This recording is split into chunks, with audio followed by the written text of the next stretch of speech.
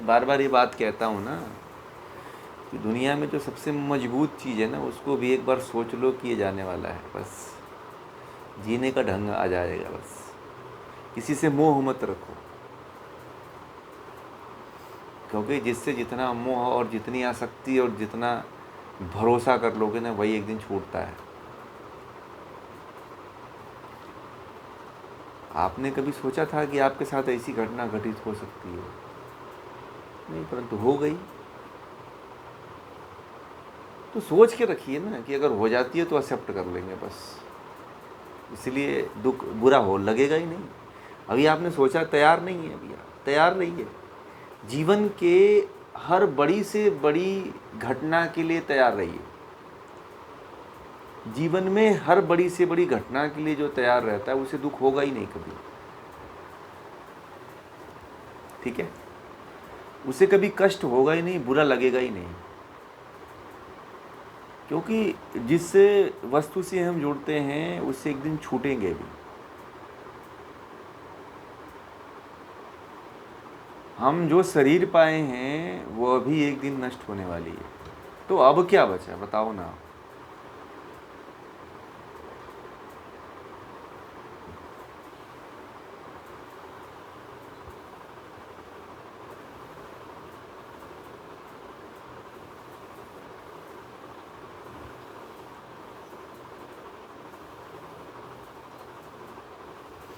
तो ये तो असहाय, तो देखिए ये हर व्यक्ति हर वस्तु की यह स्वाभाविक स्थिति है।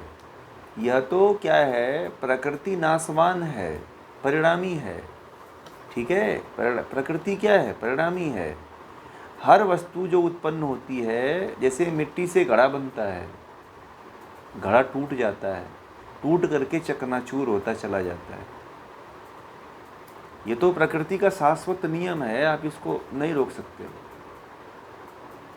ठीक है, जो आज मजबूत दिखाई दे रहा है, जो नया घड़ा है, वो धीरे धीरे कमज़ोर हो रहा है। आप एक मोबाइल खरीदे हो तो मोबाइल 3 साल से अधिक नहीं जाता है। धीरे धीरे उसमें हैंग होना, बैटरी कम होना, डाटा ख़त्म हो जाना, आवाज़ कम सुनाई देना, बार बार ख़राब हो जाना, स्क्रीन पे नंबर नहीं दिखाई देना, उसका क्षरण प्रारंभ हो गया है। तो दुनिया की हर वस्तु, मैं वही तो समझाया आपको कि दुनिया की हर वस्तु का एक दिन पतन होना निश्चित है। आप जैसा चाहते हो वो वैसा नहीं रहेगी। एक जैसा नहीं होने वाला है, एक जैसा कुछ भी नहीं रहने वाला है। जैसे मैं आपको दिखाई देता हूँ, कल ऐसा नहीं दिखाई दूँ। आप जैसे आज दिखाई देते हो, कल मुझे ऐसा नहीं दिखाई दोगे। ठीक है, कल किसके साथ क्या घटित हो जाए कोई नहीं जानता है, परमात्मा के सिवा कोई नहीं जानता। इसलिए कोई वस्तु आती है तो उसका जो आज है वो कल नहीं रहेगी। आप दूसरे को तो छोड़ दो, जो सूरज आपको दिखाई दे रहा है ना, सूरज भी ढल जाता है। इतना दोपहर में इतना प्रकाश करता है, इतना धूप करता है, जैसे ही शाम होती है वो ढलता चला जाता है। एक फूल को देख लो, सुबह में पूरा खिला हुआ दिखाई देता है, जैसे जैसे दिन ढलता है, जैसे शाम आती है वो मुरझा करके अपने डाली से गिर जाता है। सबके साथ यही हो रहा है। ठीक है, क्षरण तो निश्चित है। जो जन्म लेता है उसी दिन से उसका क्षण निश्चित फिक्स हो जाता है। मैंने बोला ना कि संसार में दुख ही है, सुख है ही नहीं। ठीक है, जो वस्तु आई है उसका एक दिन नाश निश्चित है। यहाँ पे संसार में कोई भी ऐसी वस्तु नहीं है जिसका नाश नहीं होगा।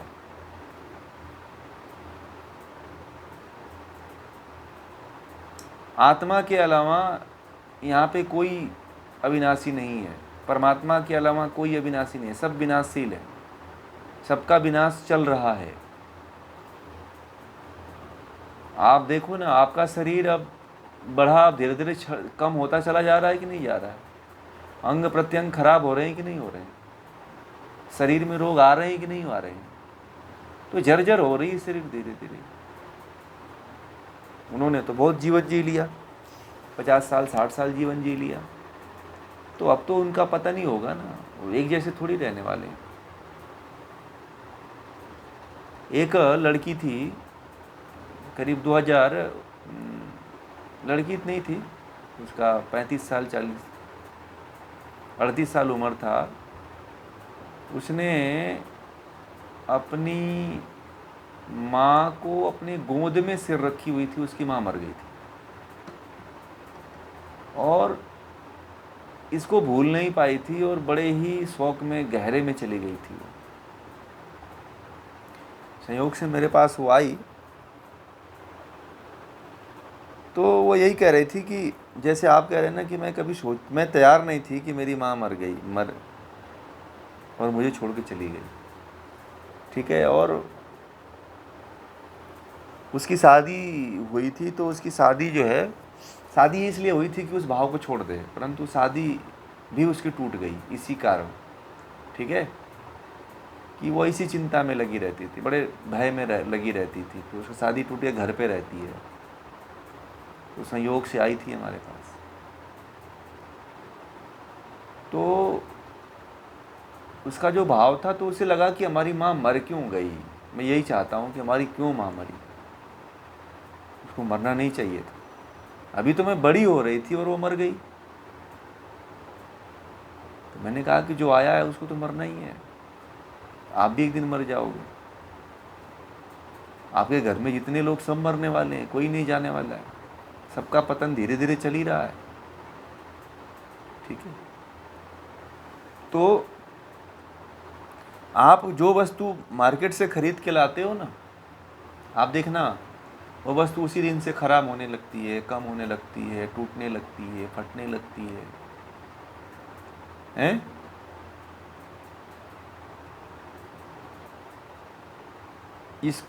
इसके बीच के काल को सांख्य में क्या कहा है, याद है किसी को? पहले और दूसरे अध्याय में कहा गया है कि जो किसी पदार्थ का जो क्षरण हो रहा है, घड़े का जो क्षरण हो रहा है, उसके बीच के काल को क्या कहते हैं? ग्रहण कहते हैं। क्या कहते हैं?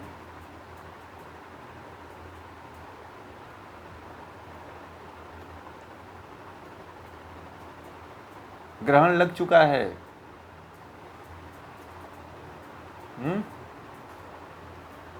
आपका ग्रहण लग चुका है, आपकी मृत्यु धीरे धीरे निश्चित होना, मतलब मिटना, आपका अस्तित्व मिटना धीरे धीरे प्रारंभ हो चुका है,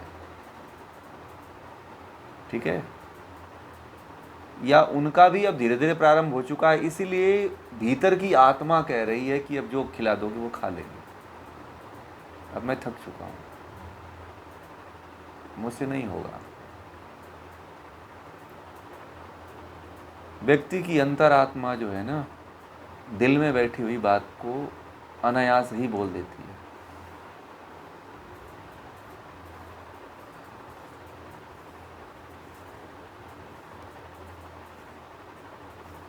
ठीक है। मरने वाले व्यक्ति जो होता है ना, 1 हफ्ता पहले पता चल जाता है कि वो मरने वाला है। आप महसूस किए होंगे, शायद उसको पकड़े नहीं होंगे कि बात क्या थी। जब मरने वाला कोई व्यक्ति होता है ना, तो उसके लक्षण 1 हफ्ता पहले से ही दिखाई देते हैं। उसकी बातें, उसका व्यवहार, किसी तरह से मरने वाला व्यक्ति हो, देख लेना, उसका भाव गजब होता है, 1 हफ्ता पहले ही लक्षण दिखाई देने लगते हैं। मैं तो पकड़ लेता हूँ, वो तुरंत बता देता हूँ लोगों को कि देखो ये जल्दी जाने वाला है, बस देख लेना। ऐसे मैं 4-5 लोगों को बताया हूँ, लोग मानने के लिए तैयार ही नहीं थे, ठीक है। और मैंने बोला था कि ये बहुत दिनों तक, 2-4 दिन तक जा रहा है, इसकी सेवा पानी कर लो, जो कहे वो इसकी बातों में आ जाना। 1 हफ्ता पहले जो है, या 10 दिन पहले, 15 दिन पहले सारे लक्षण मरने के आने लगते हैं। चाहे नौजवान हो के मरे, चाहे बूढ़ा हो के मरे, चाहे किसी भी स्थिति में मरे, सब लक्षण दिखाई देते हैं।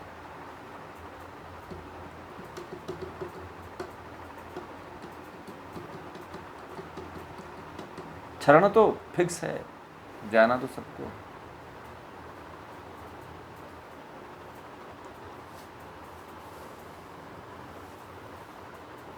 आज जो बल है वो कल आपके पास नहीं रहेगा। आज जो सोचने की क्षमता है वो अटल बिहारी वाजपेयी अंधे हो चुके थे, बोल नहीं पाते थे, सुन नहीं पाते थे। एक समय ऐसा था कि अटल बिहारी वाजपेयी जब कविता कहते थे तो पूरा स्टेडियम भरा रहता था, हैं, उनकी बातों को, उनकी आवाज़ को सुनने के लिए। जब संसद में खड़े होते थे तो चाहे पक्ष हो चाहे विपक्ष हो, दोनों उनकी बातों को सुनते थे, हैं, सुनते थे कि नहीं सुनते थे।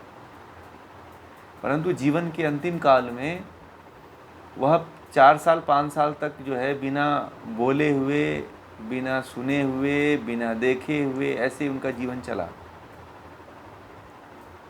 किसी को पहचान नहीं पाते थे।